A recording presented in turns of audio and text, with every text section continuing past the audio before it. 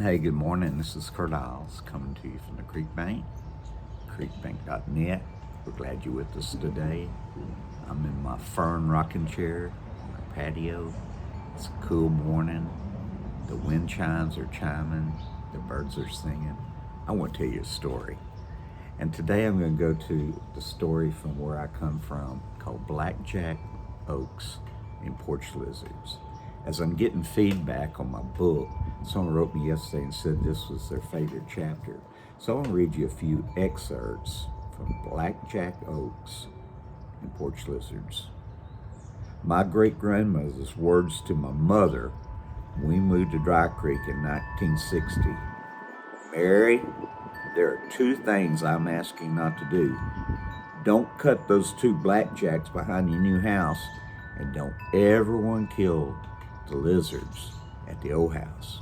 They're a special part of our heritage. Lizards, they're easy to catch, but they're found even in king's palaces.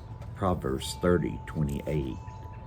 Now, Doughton's other request was to leave the lizards alone. Mary, please leave those porch lizards alone at the old house.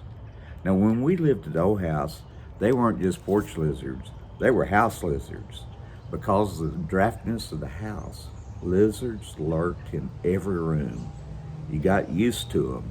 There wasn't much choice. Doughton would say, don't hurt those lizards. They're as much a part of the old place as we are. For me, they're one of the things that make the old house so special. I've been told I'm sentimental behind sensibility. Yes, I am, and that's why I love porch lizards. As I sit here today at the old house, a male is showing his money on the porch railing. He's surveying his kingdom like Leonardo DiCaprio on the bow of the Titanic. I'm the king of the world. Mr. Lizard puffs his red sack, advertising on his own personal billboard, I'm the real king of the world. Then he says, and I'm looking for a woman to call my own. I'm available for love. And Mr. Lizard is right. He is the king of his world. And this small section of the railing over by the screen door, he is the king of the lizard world, at least in his small reptilian mind. He'll get no argument from me as I sit in the red rocker. I enjoy his show, running 10 paces, puffing up his neck, still looking for that elusive girlfriend. Yes, Doughton said, don't hurt a lizard, they're our friends. And I've forgotten that, never forgotten that. As I write this, the old house lizards are holed up wherever reptiles go in the cold. I'll know it's spring when I see a lizard run along the porch railing. Go ahead, fella, show us what you got. Now, the real name for our lizard is the green anole lizard, and they can live up to 8 years in the wild. I'll surmise that very few survive to that age. The one I'm watching today is a direct descendant of the lizards Doughton observed as a child. It's been 130 years since she was a child at the old house. 132 years.